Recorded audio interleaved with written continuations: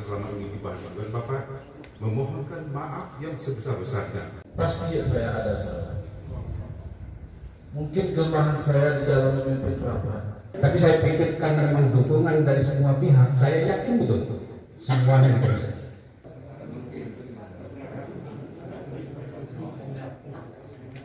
Ini namanya alih tugas yang di dalam keluarga besar yang namanya PG Negeri ini soal biasa. Bukan hanya bupati, nanti termasuk di kepala kantor Kementerian Agama juga itu terlebih-lebih jadi penduduk. Berizin selama ini kepada Ketua Bro yang sudah bekerja sama.